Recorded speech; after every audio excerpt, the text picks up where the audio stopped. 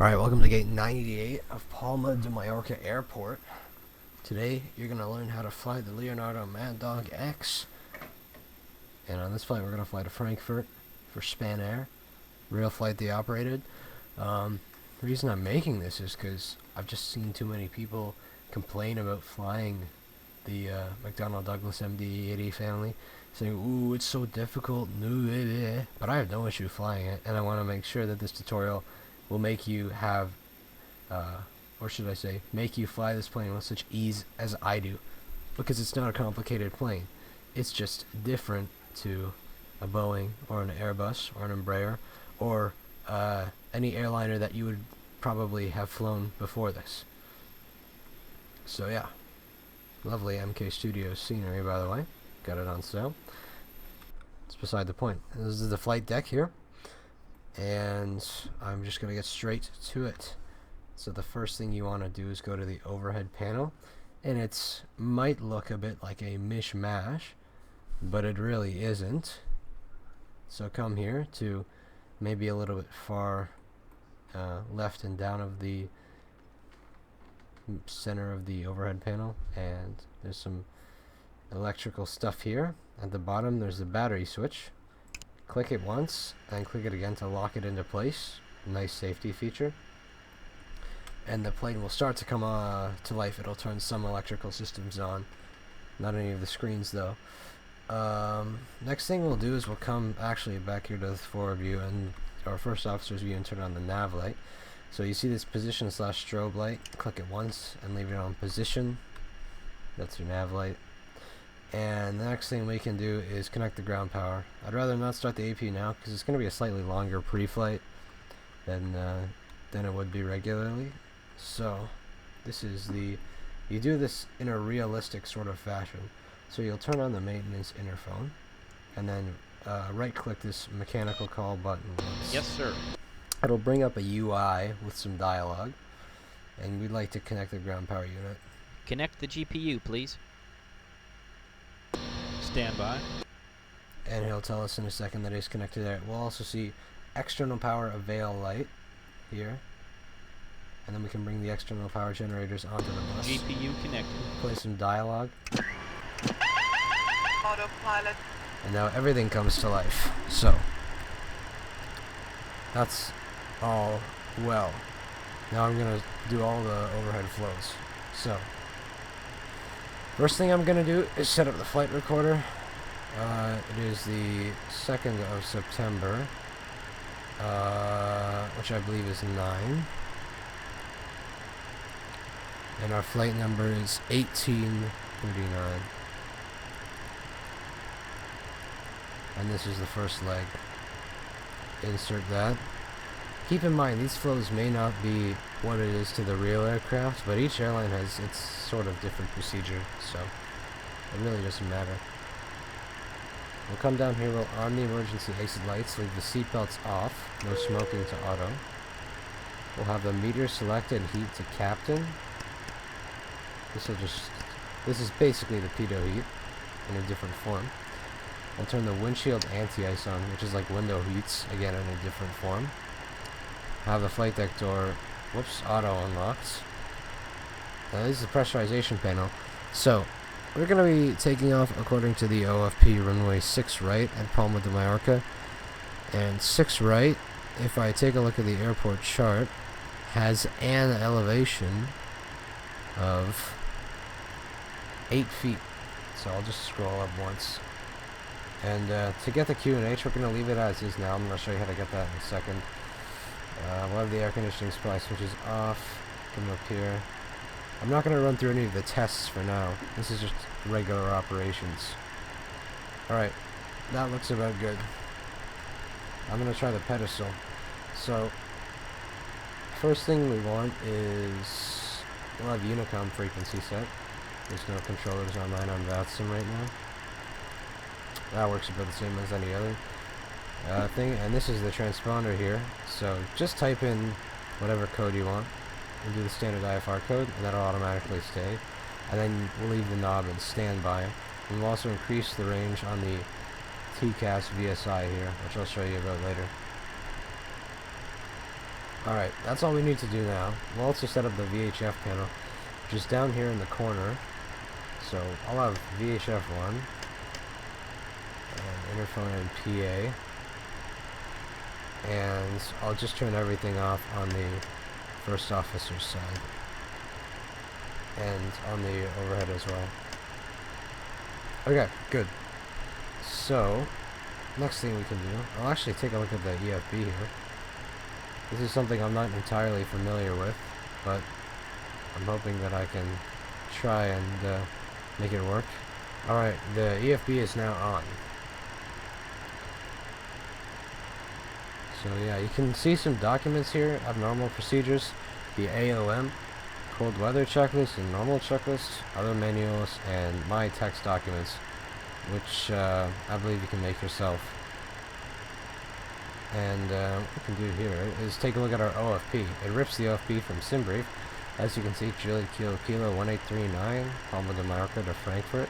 So yeah, we'll leave that open for now because it'll be useful later. But now we'll finally get to the FMCs. So it's very similar to a Boeing. I believe I'm one air cycle off, but that's okay. So yeah, first thing I'll do is align the IRSs, and there's no IRS switches. They're just automatically in what the equivalent of the nav position would be. So we'll type in the reference airport, Palma de Mallorca, LEPA, and then put the GPS 1 position into the set FMC position thing here. And then the route, we can just type in the company route right away. And if you want to input the route manually, same thing as a Boeing. I'm sure you know how to do it. Most people that fly this plane have flown a Boeing before. If you don't, well, just watch a Boeing tutorial. I guess it's basically the same thing. Anyway, so type in the company route. We type in LEPA, and then the arrival EDDF, but with no spaces in between. Let me find F. That should work well. There you go. So you have LEPA EDDF. We have the company route. We're going to take off 06 right. And the way you get this is via the SimBrief downloader. Just scroll down until you see Maddogx and Maddogx ACARS, or Leonardo Maddogx and Leonardo Maddogx ACARS, and that should work out fine for you. And as you can see, we have the route in here, so we'll activate and execute it, and then we'll go to the performance in it. So, we have a load sheet with this. By the way, the load manager is real simple. This is the UI for it. You go here, you select the aircraft you're using, the registration is Echo Charlie Hotel Foxtrot Papa, and then you import the OFP, and then you get it from here. So simple as that. Anyways, I'll pop this out for a second, come over to the OFP, and we'll get our weights. So we are carrying fuel of 11 tons, and I don't know what this means. You can either put like N or A, so I put N. If you are a Mad Dog pilot, you can tell me what it is. Gross weight is 64.2 tons. And we have reserves. We'll come back up to the initial OFP. FinRes 1.4 tons. Whoops. Hang on a second. I'm screwing this up now. There we go. 1.4. Cruising altitude is, I believe, 320. It is. So I'll just put in 32,000 feet. Cruise winds are 249 and 024. And the ISODEV at top of climb, if we scroll to the flight log and go to the waypoint that says top of climb on it, and we go here to P08, that'll tell us it's 8 degrees Celsius. So we'll do that. And I'm just going to make sure the transition level is 6,000. So I'll get the SID chart up for runway 6 right departures, and it should say on the top what the transition altitude is. Yeah, 6,000, so that's all correct. So that's the only page we have to do. Now we can go to the takeoff reference page. So we don't need the OFP anymore. This plane does not calculate its own takeoff performance. What you do is you see this little click spot here below the weather radar here. You click it, and you get a takeoff data card. This is what they used back in the olden days. So it's telling us to take off with flaps 15, and with a dry takeoff, it's V1139, VR 135, 139, and 148, and a dry takeoff. It's telling us the QNH is 1013, air temperature is 25 Celsius, and we have a takeoff weight of 64,000 pounds. So that looks good. So we'll just type in the speeds here. 135, 139, 148. And we can also bug the speeds on the... so see here, this is our speed gauge in knots, and also a Mach here. A lot of people confuse this to be indicated airspeed. It isn't. You still use the gauge. Well, if you click this area here in the corner, it'll bug it for you. So we'll do that on the first officer's and captain's side. One other thing I forgot to do here is cage the standby ADI, so just click it there.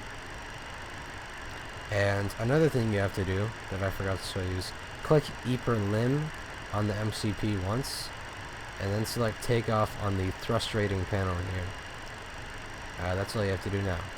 So now that we've done that, we can go ahead and program the departure. So go to the departure arrival page. We're going to do 6 right, and we're taking the Meros 6 Bravo. We'll take that and execute it. I'll just take a look to make sure there's no discontinuities. So I'm going to take a look at the departure chart here. So yeah, we're going to fly it on a radial 061, and then at Tonus, fly on a radial 08 from Mike Juliet Victor until Meros, which we need to be about 14.5, which we have in here. We have some VNAV altitudes that it's done, and that's all good. So I'll just put in the fix page here, Juliet Oscar Alpha, which is the VOR, and then I guess I'll just do rings for 10 and 4, which is what I always do. Alright. Now we're good to start setting up the MCP, but first I did want to show you, if you do want to look at the weather, let's go to this page, click on menu, ACARS. Oh wait, I forgot. Does this reset everything? Okay, forgot I said that. So yeah, go to ACARS pre-flight, init data, init request. This will pull it from SimBrief again to log on to the ACARS. And then weight and balance. We can also get from our OFP.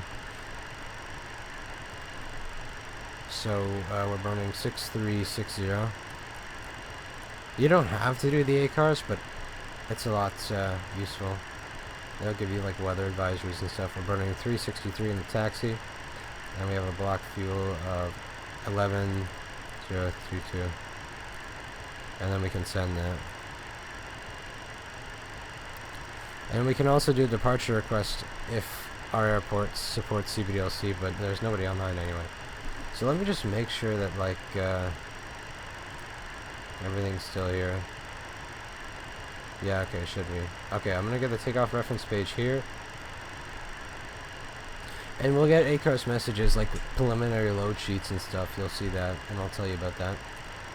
But I'm gonna show you just how to get a METAR. That Bing was the ACARS message. It says it up here, click it to reset it. And if you want to view an ACARS message, go back to the ACARS AOC menu, received messages, crew message. These are the preliminary weights. It's not very useful because we have the OFP, but it's there for you. So yeah, request. You can request your flight plan, but we don't need that because we have the OFP. Weight and balance, we already have that. ATIS, we can request if the airport has it available. We don't, so we'll just do a weather request. STA1 just means type in the ICAO code of the airport basically, and you can also get 2 more airports if you like, but we only need that. So click send, and then go back to the menu, and we'll wait for that. In the meantime, I'm going to set up the MCP for departure. Never mind, that came pretty fast. Received messages. We have a weather report. So the QNH is actually 1015. Temperature 24. 060 at 3 knots. Fuel at 2500. Alright, cool. We'll set the altimeters. We have this one here. Use the right knob until it says 1015. And then the same thing here. I'll show you how to print an ACARS message. Click print. First officer side, below the VHF panel. Here it is. And then you can just click it to make it go away.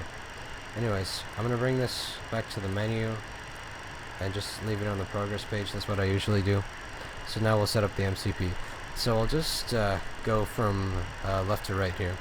So we'll set JOA 117.7. And we'll set the radial 61, which I believe is also runway heading. We'll set the V2 speed, which is 148. We'll set the initial heading and the bank angle you control here. We'll leave it on 30. And then scroll this to 061. We'll have the initial altitude, which should be 6,000, but I'll make sure just in case.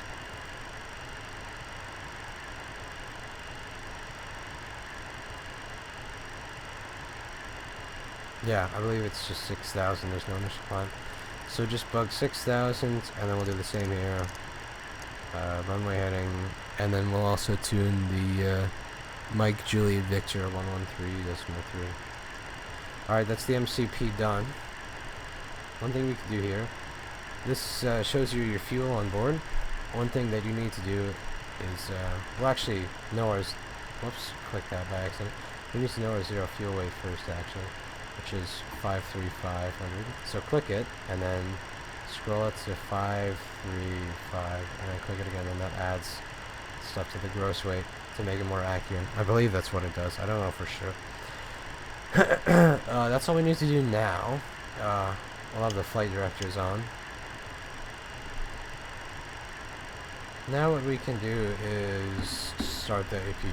So, to do that, have the rightmost fuel pumps on, the start pump on, and then up here you have the APU panel. So click master, leave it for a few seconds for the APU door to open, and then hold start for a couple seconds, and then leave it. And then up here you have your EGT and your RPM, and you'll see that's going to bump up. One thing I actually forgot to tell you to do is here, click the PA button, right click attendant call. You can open doors. Same thing as the ground service thing. So yeah, once again click, and then right click. You have to do it every time. You can't just leave the PA button once you've clicked it once.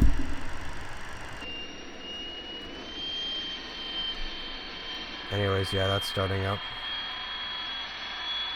I believe it's this guy here. I know it's this guy. There you go, that's the APU. Alright, so it's running. We have APU power avail. We get it on the bus, and then get the GPU off the bus. Go back up here. We'll tell them Yes, to disconnect sir. it. You're cleared to disconnect. Thanks. Alright, we'll turn off the interphone. Now we can turn on the APU air. Click it to on. And then we can turn on our air conditioning supply switches to auto. And now we have air conditioning. By this time, people would have boarded will have seatbelts on. We'll lock the cockpit door. Leave the start pump off. We'll turn the galley power on. I forgot to do that as well. That's something you do in the initial flow.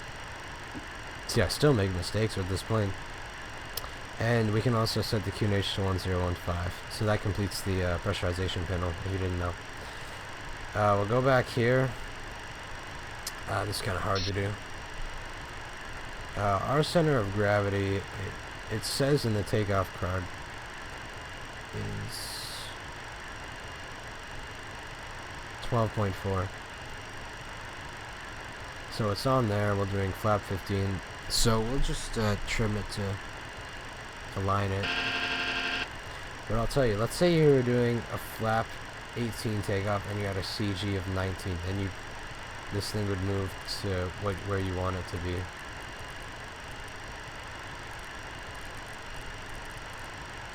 So we'll bring it back to the position it was in. Okay. And that's all we need to do there. So, we have the APU running. Passengers are boarded. One more thing we gotta do actually. We'll go to the home here. Weight and balance. That'll just show you what it shows you in the UI. Performance takeoff. Now this isn't necessary because you have the automatic takeoff cards. So I won't do it, but you can do it if you like. I don't know if it's any more accurate. Alright. So we'll set up the thing here. So I'll have it in map, and I'll have data. Bring the range out a little bit. And this guy I will have in map. I'll bring the range to like 80 miles.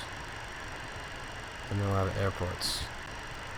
Alright, I'm back with you guys. My GPU just crashed and I had to alter some settings. Hopefully it's working now. But I'm gonna go back to what I was saying. So yeah, we're pretty much ready for a push and start. So, where was I? First thing we're gonna do is come up here. Click, right click as I said before. Doors and stairways can be closed.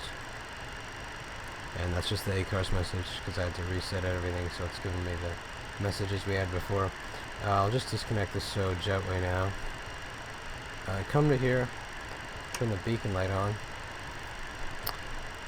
Pedestal these two things here, pneumatic feed valves. Pull them up to open them. And I know it's an odd place, but this is the hydraulic panel. We have engines on high, as per usual. We need the trans and augs for now on. We will have the rest of the fuel pumps on. Just make sure we do have fuel in the center tank. We do the start pump on. We'll open the covers for both of the engines. We'll have the ignition switch here on system A or B. It doesn't matter which one. Just one of the two. And now we're good for push and start. And I don't have GSX, so we're just gonna use the Shift P. But I'll make the call first. Palma de Mallorca traffic, Spanair 1839, pushing back, gate 98, Palma de Mallorca. Alright, so now Shift P, or initiate GSX pushback, whatever you want. It'll push us back slowly.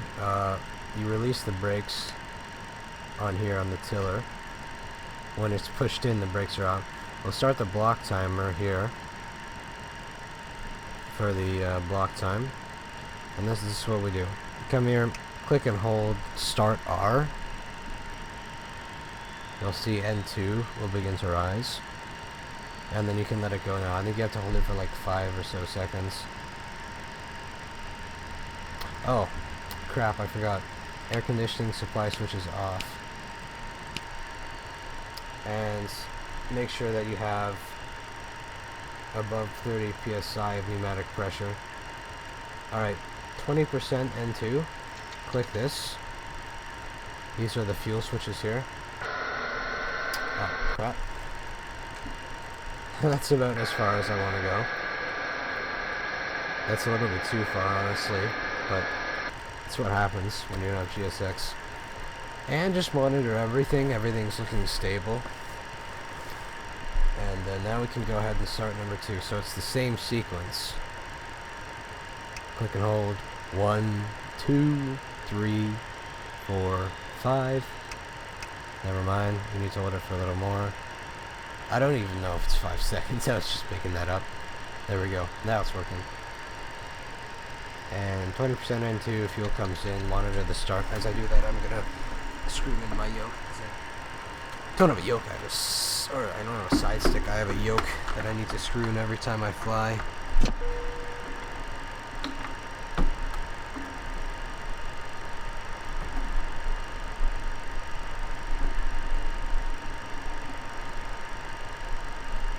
Alright, we have a good start on both engines. One thing I also forgot to do, make sure the trainer is on alt off for mode C.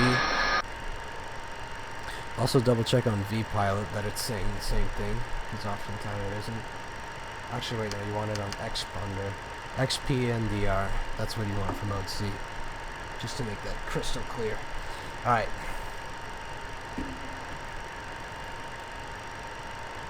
Now we can close both of these guys. Turn off the start pump. Come back to the overhead. Get the AP gens off the bus. Do make sure though first that you have good voltage on both generators. We can turn the APU master and APU air off. We can turn the air conditioning supply switches back to auto. Close the pneumatic feed valves. We just do a quick flow here to make sure that I have everything good. Ignition back to off. and the APU should be turning off. We'll take a look at that later. So now it said we wanted flap 15, so come down here and set flap 15. Click once to arm the speed brake. You'll see it's on the armband. Make sure it's retracted, though sometimes it's hard to tell. See, we have flap 15 set on this guy, so come down here to the pedestal, auto brake to TO, and then arm. The auto brake will only arm when you have the correct flap set that you've told the plane you're going to use. Alright, now we're ready for taxi. So, let's take a look. So, we're going to take... So, we're on Modulo 2. So, we're going to make an immediate right turn. You hear that? That's the APU turning off. On the Papa, and then on taxiway south, and we'll go to Hotel 6. So, I'll make the call now. Pomodoro marks traffic. Spinnair 1839, taxiing to runway 06 right via Papa South Hotel 6, Pomodoro America. Alright. So, brakes off. Nothing related to nose wheel, you can just go right off the bat here. And for a taxi light, just nose light to dim. Which reminds me, oh wait, never mind, we did turn on the beacon. I don't know why I thought I didn't. So yeah, that's the immediate right turn I was talking about. Still haven't figured out what it takes to turn on the EFB. I've just been clicking all over and I can't find anything.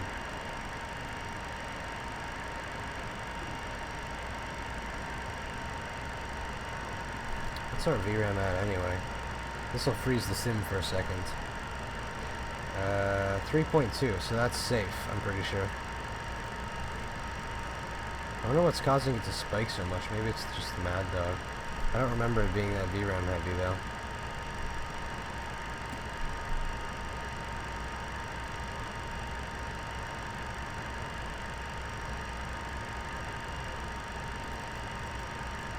Maybe I hold it down. Ah, that's what it is. You hold it down. Alright, so we'll leave it as so. That's Hotel 7, so it's the next one. We'll get the departure chart up now. For when we need it.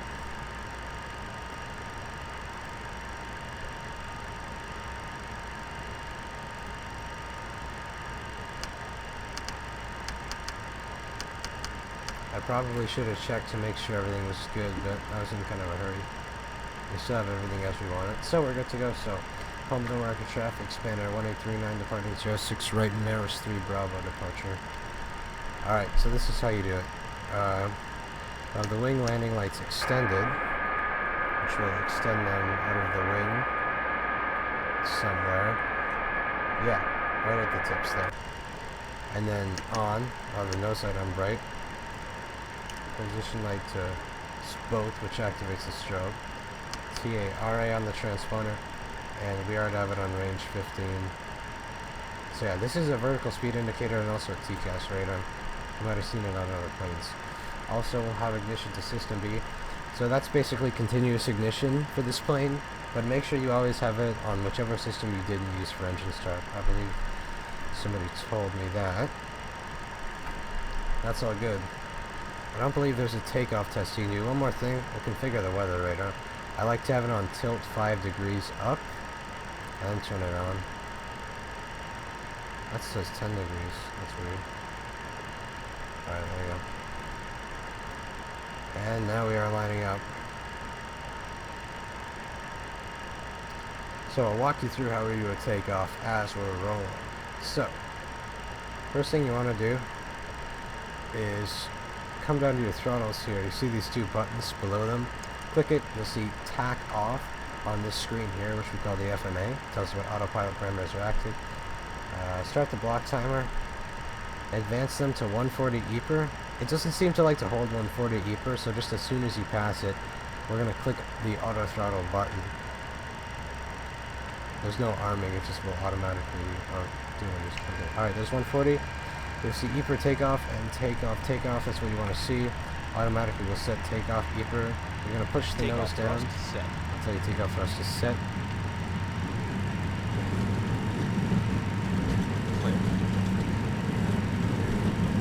Clamp. Alright, that's 80 knots.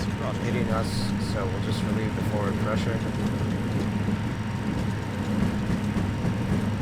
And the Leonardo Maddogx first officer will call all of our speeds for us. We don't need to look at the gauge. right. Just pull back gently, easy to tail strike the plane. Gently. Alright, we're off the grounds. And positive rate of climb, gears coming up. I'll pitch for V2 plus 10. So just follow the flight directors. Gear up, lights out. Alright, needs to turn the nose light off. We're through 400 feet, we'll turn on nav.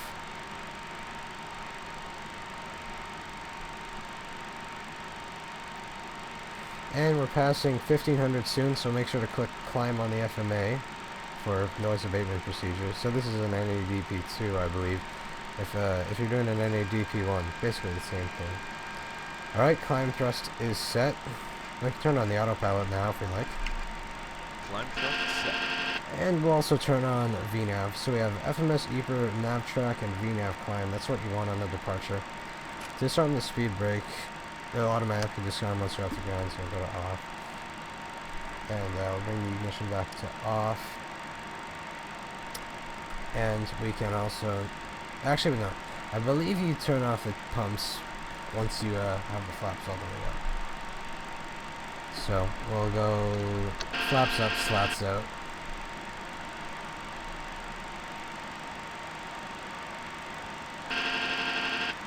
Flap 0.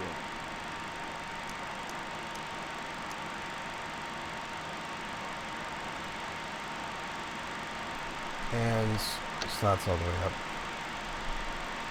Slats retracted. So now we can turn off the ARGs and trans pumps. But I don't know why the weather radar is on for that screen.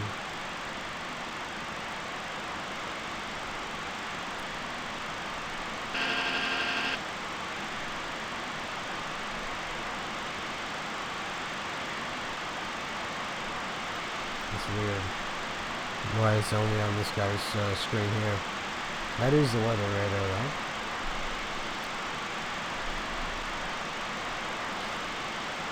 Anyways, yeah, the nav display is pretty simple. Look at the legs and stuff. You can have it in a plan mode. You can have it in an arc. Or a rose. Really set. Alright, we're accelerating up to 250. All is well.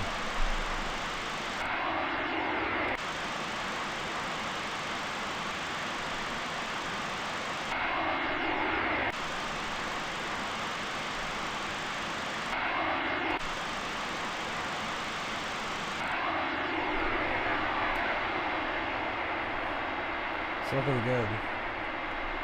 I ought to get a few pictures.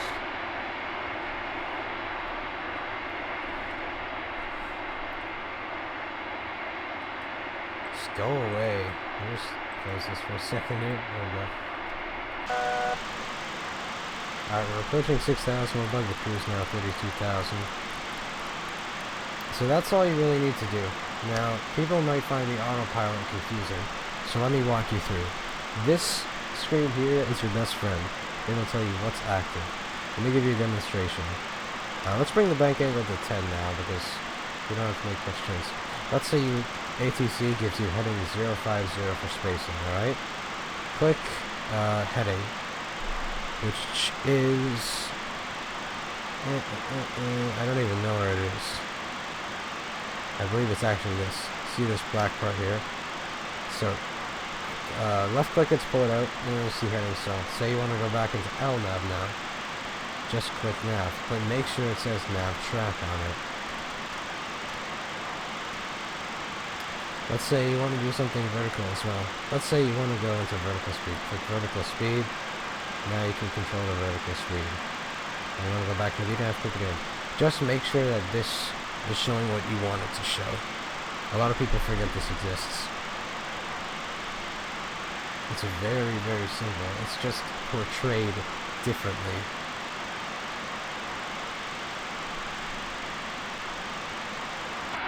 Oh, that's quite pretty.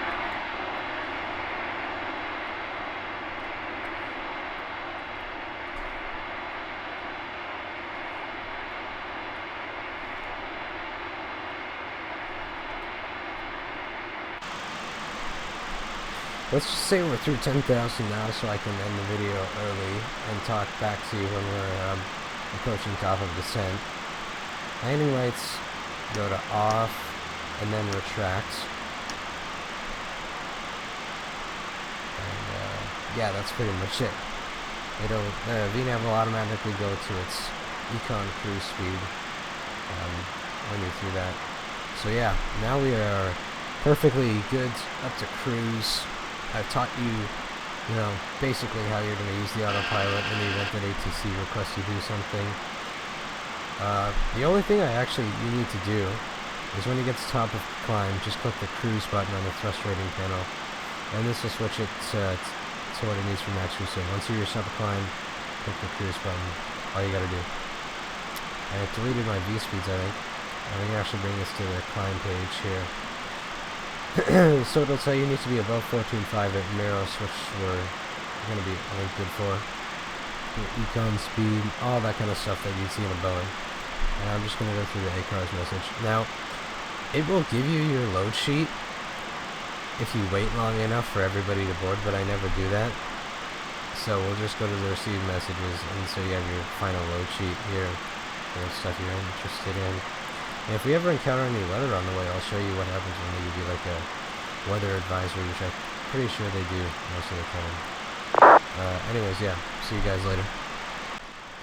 Alright, we're getting close to top of descent, and I've got the METAR up here that I've requested through the ACARS as I showed you earlier. So we're getting 0403 knots, 14, 2.12 QNH 1022, no clouds or anything, KVAC conditions. So we're going to start briefing for the arrival. So we want to take 04 center, 07 center. So we'll take the ILS approach into that. And SimBrief said MPAX 2 Delta. So we'll select that. And let's see if we can take any transition. I'm just going to take a look at SimBrief here.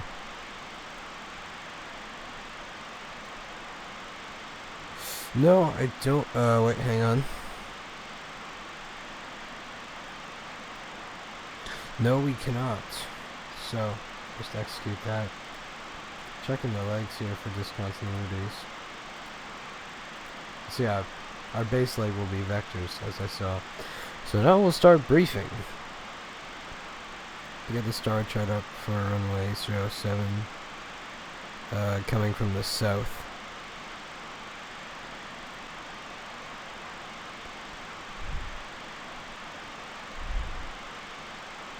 MPAX 2 Delta, okay. Transition level 5,000. We'll just change that in the peripheral note.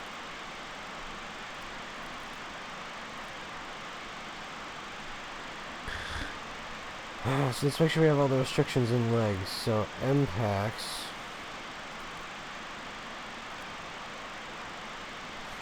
wants us to be between 360 and 290, which we are. Nelly 320 and 260. I have 270.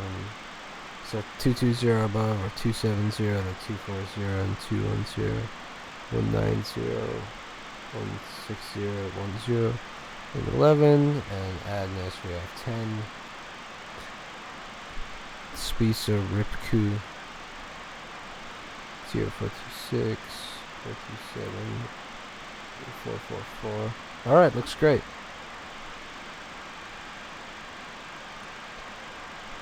We could actually have the Delta Fox 544 transition apparently, so I'm actually going to request that.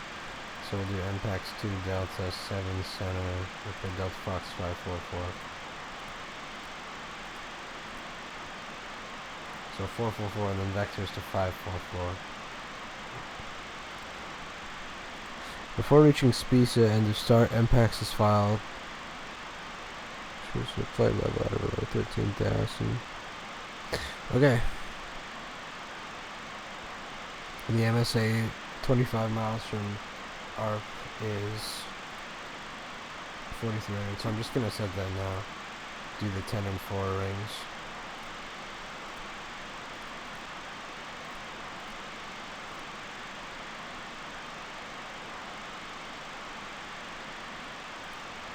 Okay, so we've done the star briefing as well. No speed restrictions at altitude. And apparently we are initially to descend to 13,000.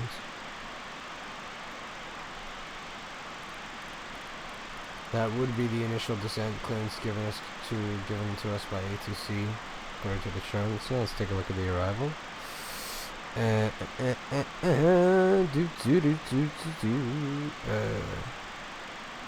So there's a GLS approach apparently. Just gonna we'll take the ILS Cat 2. So we're coming in from Delta Fox 544. We need to be 4,000 or above. Just set. And that's platform altitude to be at Lampo. And then we take it down with us. Cat 1 class Charlie minimums are 163. So come here. You can change the brightness with these knobs as well as the brightness of the weather radar. I forgot to mention. But you set the decision height on this upper knob here. So it's going to be 163. So we'll try to set that. And then the same thing goes on the first officer side.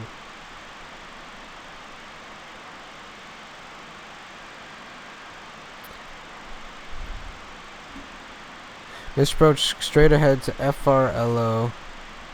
Okay, so runway heading to 10 miles FRD or 5,000. Whichever's later than LT, so direct to NVOR, Taunus VR. This is interesting, there's a lot of nav aids to use on this approach. So we'll just set FRD on this side, 1159, for the missed approach. And this course is 067, so that's awfully close to where we are. And then we'll also set the localizer, which is going to be 110.5.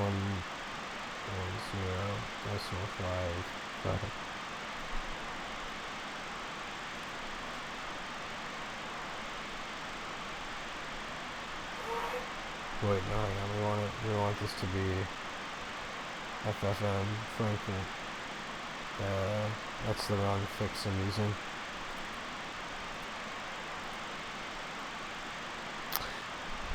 Yeah. Alright. So briefing is done. We'll take Terminal 2, so that means we'll just vacate left. And we'll just take auto brakes minimum. And we'll arm it once we have that. So we'll take... I'll actually use the EFB for landing performance this time just to show you how it works, but I'll leave that there. We'll bring this back to progress. Alright, let's take a look. So... oh yeah, one more thing I forgot. To arm an altitude to capture, left click it to pull it out, and then you'll see Alt orange. That's how you know it's armed to capture. So performance, go down here, landing. Our airport's going to be Delta Foxtrot. Dry conditions. Let's see, what did this card give us? Yeah, let's just do flap 28.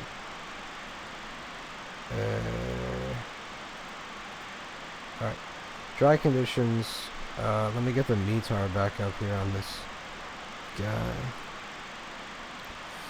0403.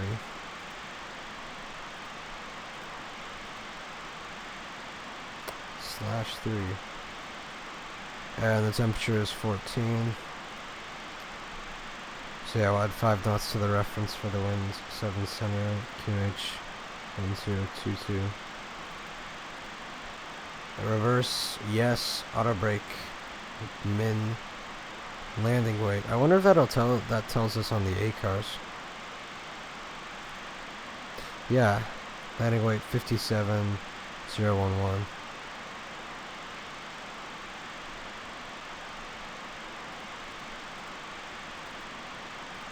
And calculate. Alright, so we'll bring this back to the progress page. Oops. Bring it back. So it gives us a VREF of 140 knots, a go-around speed of 149, and then all our speeds. So that's our clean speed, 230, and then when to extend the next notch of flaps. So we'll take this and bring it to the approach reference. So this it does automatically calculate the approach speed, and then it's actually accurate to what the EFB says. So I guess that wasn't even necessary, but you have that there. if you'd like to be super duper sure. I should probably sync up the heading, you know, I like to do that. Which, by the way, you can see here at the top of the waypoint, so it's bearing 0, 1, 3. So, and now we are awaiting top of descent, which on the ND you can see is going to be in about 50 miles. So we'll get back to you when we're descending, because there's not much else to do now, because the briefing's been completed, and it's quite literally it. Alright, so now we're descending. We crossed over the top of the descent point, and we have 13,000 bugged in orange, so it's armed for capture. If I turn the data display off, it'll be a little like clustered, and you can see what we're doing. I'll bring it into plan mode here, and cycle through the waypoints. Zoom it in first. So yeah, the star basically brings us straight in from the south onto a right-hand pattern for runway 7 center at Frankfurt. And we have the base turn via the Delta Fox 544 transition. And simple as that. So past Spessa, it's going to be VNAV altitudes down to the Delta Fox 544 4,000 or above restriction. And the VNAV is pretty good on this plane, I must say. But yeah, that's basically how things are going to go.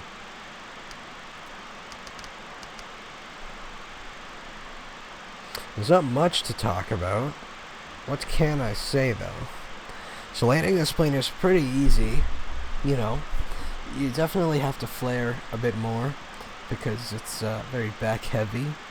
But that's about all there is to it. I don't believe it can do auto lands. I've never seen it do one, so I don't think it can. I believe it can only do, or is approved for, Cat 1 ILS approaches. Also, by the way, you see the gear lights here, how they're all red. That happens when you idle the throttles. Don't know why. But it is, I believe, a real thing on the plane. Just going to double check the overhead to make sure I haven't missed anything.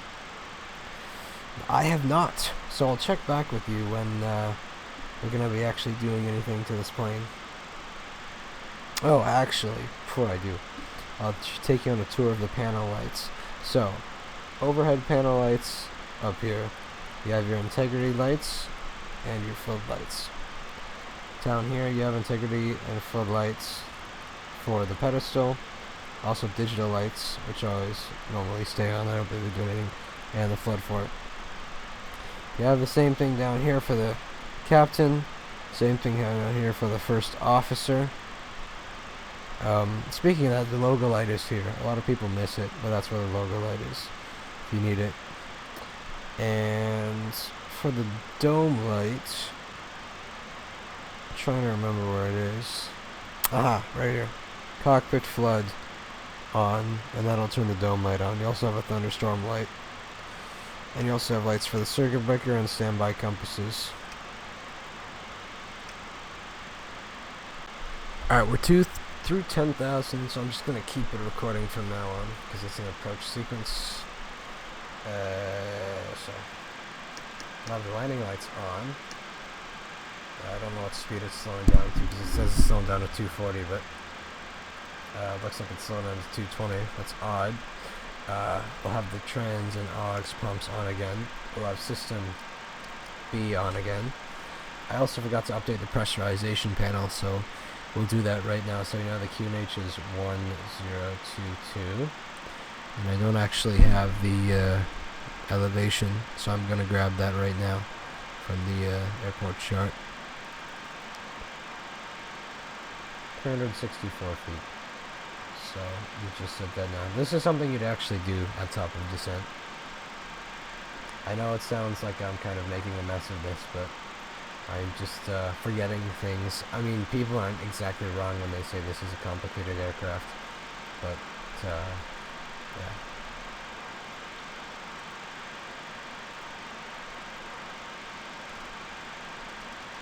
So we're still with the VNAV path, and Frankfurt's down there somewhere.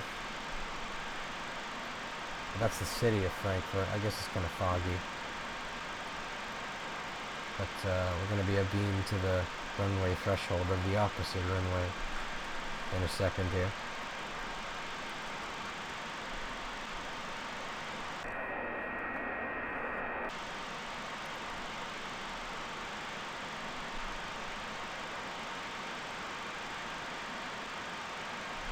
You can't actually edit the descent forecast. This is one thing I forgot to do. I'll tell you how this works. So this is for more accurate arrival times to waypoints in the airport.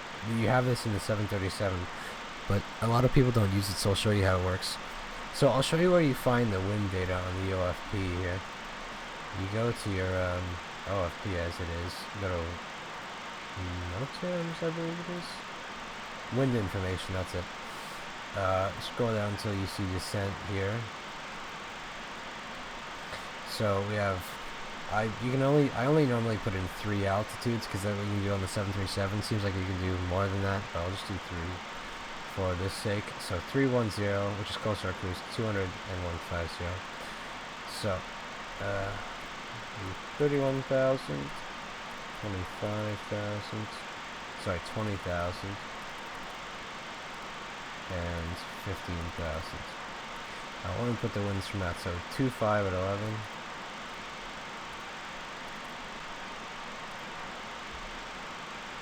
44 at 10. And 77 at 8. And now that's going to give us a more accurate arrival time. If I remember, it gives us an arrival time of 15:16 Zulu, so let's see if that's changed. Yeah, it's now 15:11, so it's kind of neat. It's by no means something you should do, or when I say you should do, I mean it's by no means something that you actually have to do, but if you are interested in that, then it's there for you. Seems like the VNAV path has gone up a bit. It says we are 9... the VNAV path is freaking out here. I thought we had VNAV waypoints for each, or VNAV altitudes for each waypoint here. So it says, why does it say 25,000? When did that change? Was that because of the winds maybe that we inputted?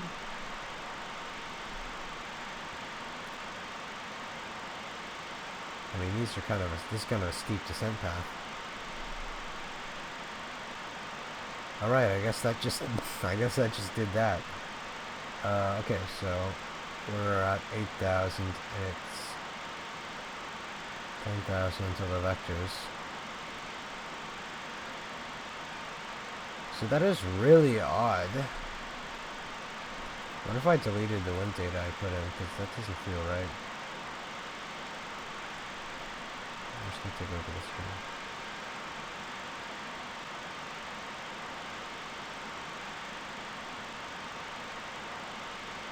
Yeah, but that made it like freak out and completely change the VNAV profile. Alright, well, I guess I'll leave it as such. If it says it can do it, I will trust that it can do it. So I'll keep it flying the pattern here, the aircraft, and I'll come back to you on base lake, because that is, once again, nothing we really have to do until then. Nothing that I haven't told you how to do anyways, so, yeah. Alright, we're approaching the base turn for runway 7 center at Frankfurt, so we've done all the briefing.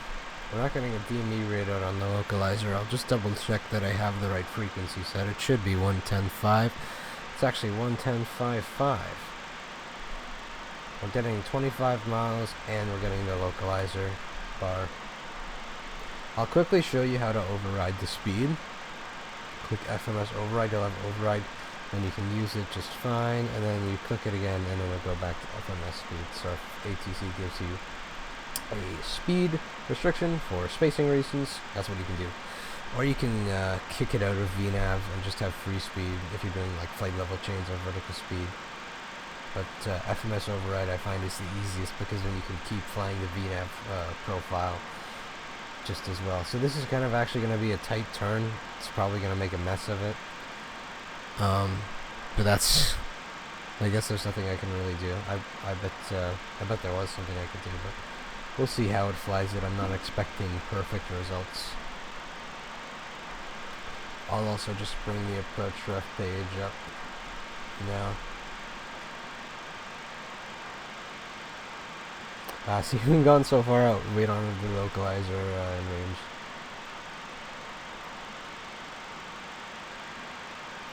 Does it say it was a vector? Apparently it was. Alright, so we'll kick it into heading hold. And then get it on and intercept heading. We have the bank angle set to 30 degrees. So it should work well. While we're doing that, we'll just give it a direct... Actually, wait, you don't... Let me just... We actually use this erase here.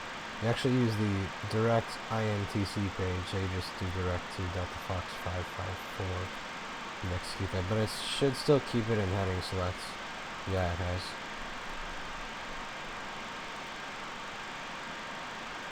Can I put it back into nav and yeah, okay. It's flying it better now. I'll just bug the approach heading now for reference. Has drawn that magenta line very well.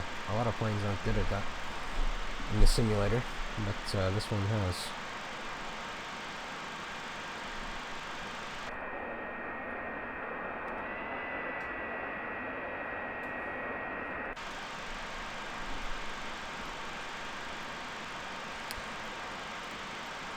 Let's take a look at this. Just, yeah, you have a... If you want, you do have a quick reference checklist here that you can take a look at. I'll just run through a portion of it just for fun. The MSA has been checked. Approach and landing briefings are performed. The decision height is 163 and checked. Landing data is confirmed. The bugs are... I could go back to the landing performance page and check it, but I won't. I'll just get off of this. 205, 162, 151, and 142 for landing. Radio altimeter is set. Audio marker. That's one thing. Yeah, I'll have the marker audio on. Hydraulic systems are set and checked. Pressurization is also checked and set. Descent checklist is completed. You can use that if you like, but I rarely use checklists. It's one less thing to worry about, and I trust that I can, you know, how should I put this? Fly the plane by memory and do it with confidence.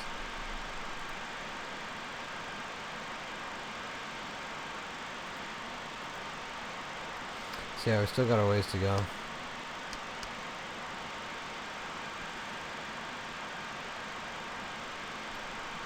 I'll also have the terrain radar on right now. That also works. It's toggled here below the standby bearing pointers and DME readouts, which, speaking of which, we've just got it. So the localizer should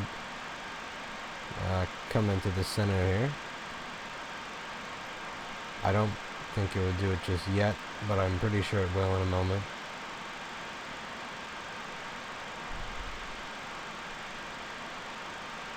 We have selected the right approach, yes, 7 center. There we go. It's slowly coming into view as we get in range.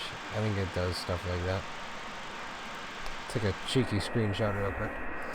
Orbix Global Base is truly a great add-on, you know? It makes the scenery look very nice. The mesh is just top quality. I love it. You can even see our shadow right there. Let me just close this stupid active sky. Just cramping my style. So yeah, I guess it is kind of foggy. We can't see the airport yet. We have the localizer. We're waiting till Lompo. I'll just switch to localizer tracking at Lompo.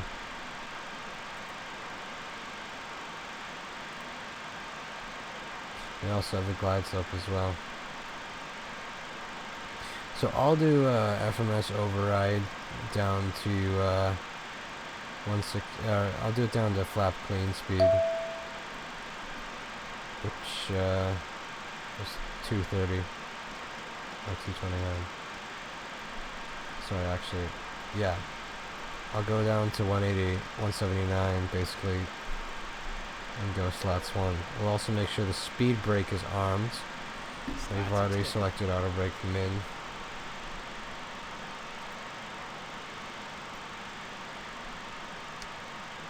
Alright, we're coming up on Lompo now in a second. I'll just switch to localizer track, Just because, so that would be VOR loc right next to nav. And you'll see loc just went to armed and then loc track. So it'll make a little bit of course correction for that. I like to slow down earlier in this plane. It's not super easy at slowing down. That's Frankfurt up there. We have 7 left, 7 right, and then 7 center. And then over there's terminals 1 and 2. We're going to be taking terminal 2. Alright, so we have slats 1 out. We are pitching up quite considerably. So I'll bring out flaps 11 just for safety. Alright, in comes the glide path, and so does the VNAV profile. I will arm ILS. So there's no glide slope, I don't think. It just calls it ILS, glide slope, but it might actually show glide slope track once it becomes an active parameter. I don't remember exactly. Holy cow! I don't remember it saying anything about it being really foggy in the METAR, but whatever. Anyways, right about now I'm going to, there we go, let's just make sure that it does go into that.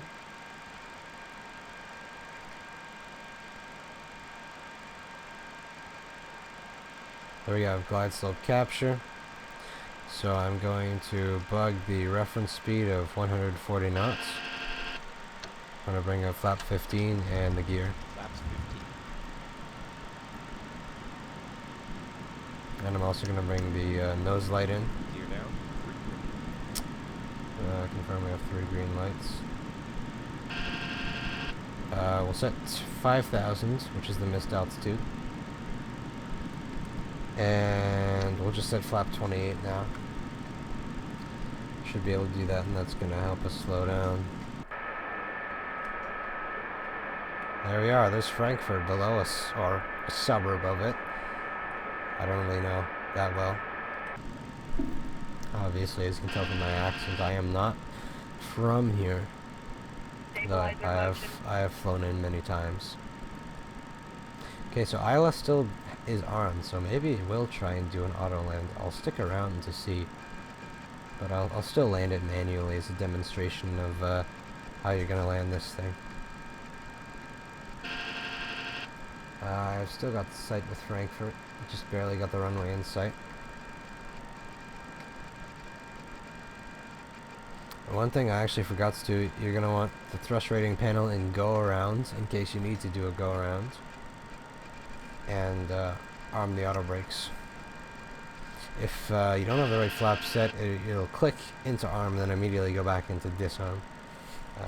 FYI. 2500. 2500 checks.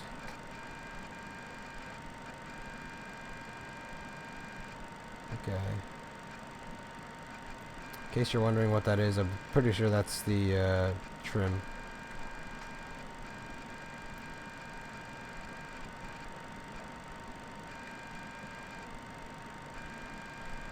One thing I just realized I forgot to do was set the QNH. Transition level was 5,000. That's the second time I've done that in this flight. Forget to switch the altimeters through transition level. But now that's set. So now we're through 2300. Okay. Good. And I got the runway in sight.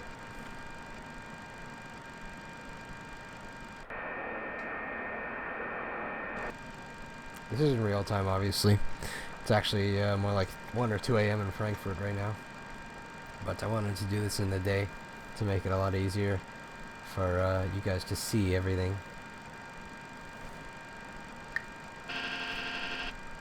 And this is Aerosoft Frankfurt, by the way. Aerosoft is having a big sale because they're turning 30, and their Frankfurt is on sale for 30% off, so I got it. And it's lovely. Alright. Auto GA. I don't even know what that is. Never seen it do that. It must be related to auto landing. But since I don't know much about auto landing this aircraft, I'm still gonna fly it manually. I'll just make sure the throttles are synced. I'm going to take out the autopilot here. So, autopilot and auto throttle are coming up. I'll have the flight directors off to make it easier for me. And we have manual control of both the plane and the throttles. Now just remember about flaring, you gotta flare a lot higher. And it also probably needs more throttle than you might think. The localizer's doing something funny, because it says we're way off, but I know this is 7 center. At least the glide slope's alright. We're showing 3 white, so gonna keep it down a little bit more. 4 white now. I'll just go 0 degrees of pitch and idle thrust. I think it is kind of windy. Or my yoke is just really sensitive.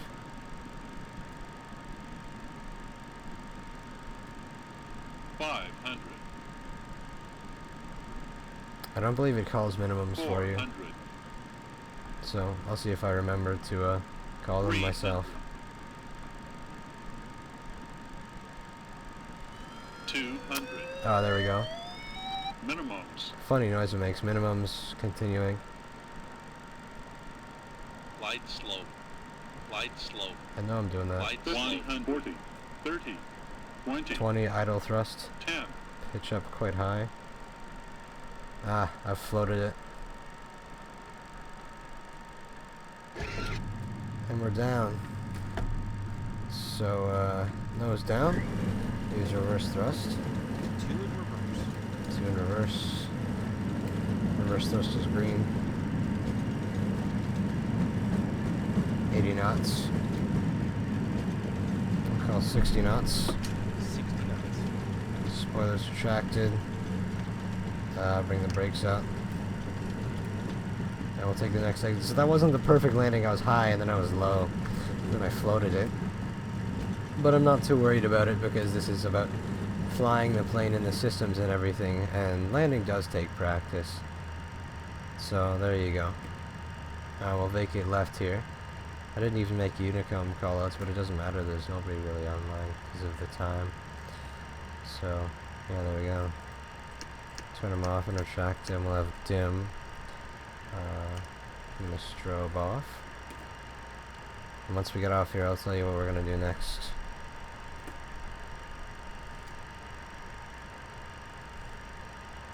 I'm just going to start resetting everything.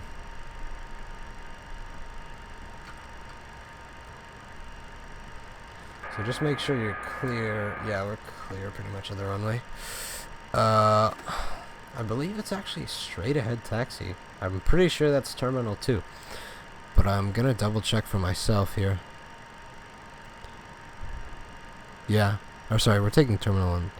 So Bravo 22. And we took November 5. Yeah, alright, so it's a straight ahead taxi. So, I'll show you what's next. So pneumatic feed valves will come open.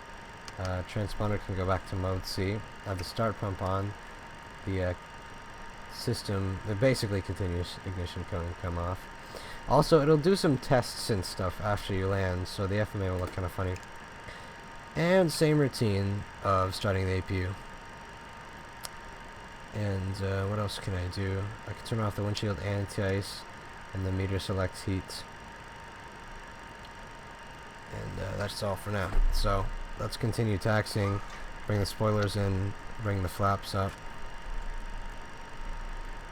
Don't know why it's not going up all the way.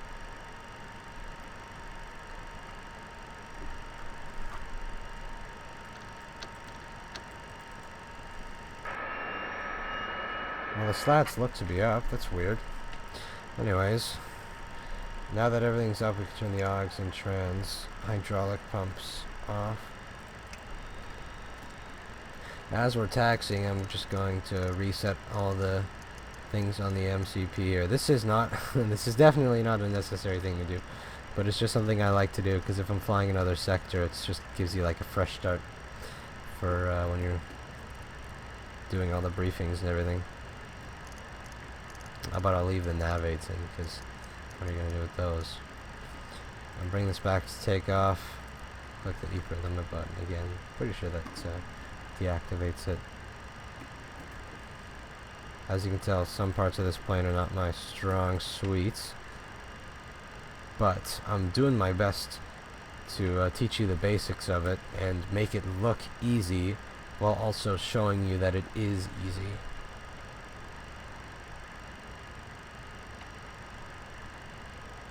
So we'll take one of these gates up here, one of the Bravo gates. Which one's Bravo 24? Bravo 25, alright. Yeah, we're coming into the terminal so we can turn the taxi light off as well. APU can come onto the bus. We won't turn the bleed on because we still have bleed air from the engines.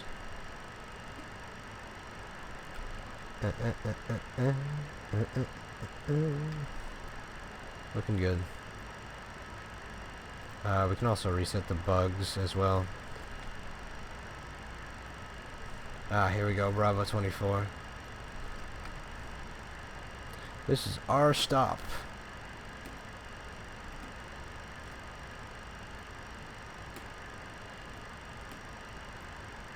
Watch for traffic.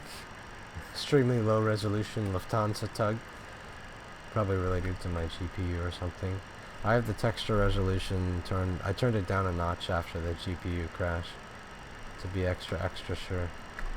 This simulator, man, is so poorly optimized, but what are you gonna do? And this has working things. I've never seen this before, but I'm gonna try and use it now. Ooh, ooh, ooh, ooh. This is actually quite tricky a little bit. Just a little stop. Alright, there you go. So, parking brake set. Click both the fuel cutoff levers to shut off the engines. Now we can turn the APU air on. We can turn the seat belts and no smoking to off. Emergency lights off. Have the start pump off. And whatever fuel pumps you already had on can come off except for the rightmost. And that would be about it. We'll talk to the ground crew and get them to connect the ground power unit. Please. We'll also talk to Sode here, which will freeze the sim for a second, because everything you do in this game freezes the sim for a second. We'll auto dock the jetways, and then we'll talk to the flight attendants and get them to open the forward cabin door. Alright, GPU's on the bus, get the APU off. And then we'll turn the APU off, APU air off, the air conditioning supply switches. Rightmost fuel pumps. Because I'm not making the return sector, I don't have enough time. And it also is concluding our tutorial. We can turn that off now that we don't need it. Transponder as well can go back to standby. We'll reset all these guys.